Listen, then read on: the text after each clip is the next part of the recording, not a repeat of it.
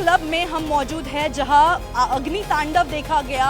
यही वो जगह है गोवा के अरपोरा की जहां 25 लोगों की दर्दनाक मौत हुई है। कई सारी लोगों की यहां सफोकेशन की वजह से मौत हुई है और यही वो इलाका है जो किचन तक जाता है। यही वो इकलौता दरवाजा था जहां से किचन का स्टाफ बाहर आ सकता था। यही वो इलाका है जहां से वो आग शुरू हुई और जिसके बाद अब आग के बाद हम देख सकते हैं कितनी बुरी तरह से यहाँ पूरी तरह से ये सब जल चुका है। ये पूरा लकड़ी का और कांच का इंटीरियर था। हम यहाँ देख सकते हैं ग्लासेस पड़े हुए हैं, लोगों की चप्पल यहाँ बिखरी हुई है।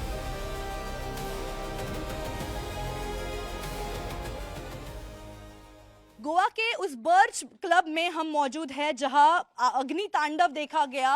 यही वो जगह है गोवा के अरपोरा की जहां 25 लोगों की दर्दनाक मौत हुई है। कई सारी लोगों की यहां सफोकेशन की वजह से मौत हुई है और यही वो इलाका है जो किचन तक जाता है। यही वो इकलौता दरवाज़ा था जहां से किचन का स्टाफ बाहर आ सकता था, लेकिन उनको बाहर आने के लिए समय ही नहीं मिला।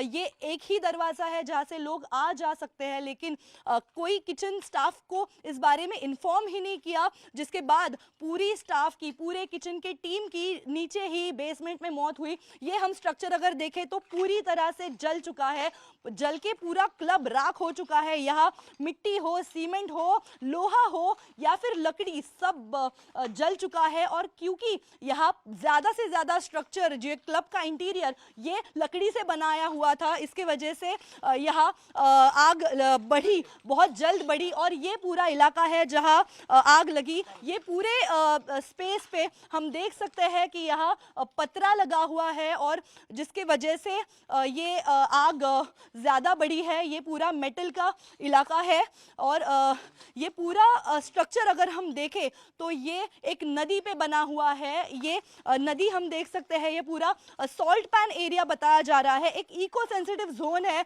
जिसके बीचों बीच, एक नदी के बीचों बीच ये बनाया हुआ है, जिसके कारण यहाँ पे लोगों को बाहर निकल में बहुत मुश्किल हुई और यही वो इलाका है जहाँ से वो आग शुरू हुई और जिसके बाद अब आग के बाद हम देख सकते हैं कितनी बुरी तरह से यहाँ पूरी तरह से ये सब जल चुका है। ये पूरा लकड़ी का और कांच का इंटीरियर था। हम यहाँ देख सकते हैं ग्लासेस पड़े हुए हैं, लोगों की चप्पल यहाँ बिखरी हुई है और फायर एक्सटिंग्विशर हम देख रहे हैं। लोगों ने बहुत ज़्यादा कोशिश की होगी कि ये आग बुझाई जाए, लेकिन इसकी इंटेंसिटी इतनी ज़्यादा थी कि ये आग बुझाने कोई नहीं पाया। और ये एंट्रेंस भी हम देख सकते हैं पूरी तरह से लकड़ी का, बांबू का बनाया हुआ है, जिसके कारण आग बहुत जल्द बढ़ी। और जैसे कि मैं बता रही थी, ये एक इको सेंसिटिव जोन है। ये देख सकते हैं हम, एक नदी पे बनाया हुआ एक राउंड स्ट्रक्चर है और ये उसका एंट्रेंस है बर्च बाय रोमियो लेन। और ये रोमियो लेन की इकलौती प्रॉपर्टी नहीं, तो यहाँ गोवा में इनकी और भी 2 प्रॉपर्टीज़ है जिसको अब गोवा पुलिस द्वारा सील किया गया है और जिसके बाद अब इन्वेस्टिगेशन जारी है। 4 लोगों की इसमें अरेस्ट हो चुकी है, जिसमें क्लब मैनेजर, फ्लोर मैनेजर, बार मैनेजर और गेट मैनेजर को इसमें अरेस्ट किया गया है, जिसके बाद अब उनकी इंक्वायरी होगी। जिसके साथ ही गवर्नमेंट स्टाफ जो था, जिन्होंने इस जगह के लिए परमिशन दी, उनको भी अभी शक की नज़र से देखा जा रहा है कि क्या उनका भी इसमें हिस्सा था, क्योंकि ऐसी जगह पे, इको सेंसिटिव जोन में अगर कोई इस तरह का स्ट्रक्चर बनाता है तो उसको परमिशन मिलती कैसे है, ये पहले सवाल है। और उसके साथ ही अंदर जो फायर लगाए हुए थे, जिसके वजह से पूरा उसका छत जल गया और उसके बाद हमने देखा कि 25 लोगों की इसमें दर्दनाक मौत हुई है।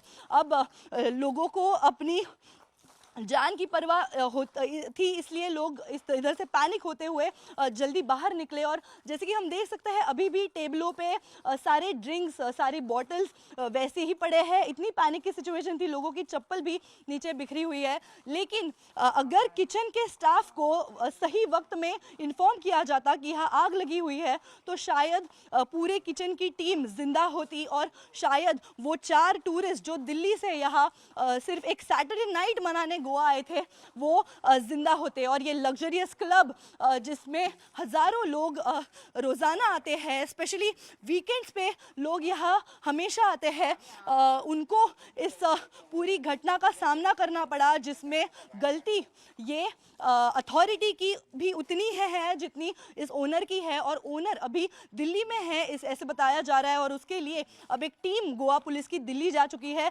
ओनर सौरभ लुथरा को अरेस्ट करने के लिए। और जिसके साथ रोमियो लेन की गोवा में जितनी भी प्रॉपर्टीज है सबको अब सील किया गया है।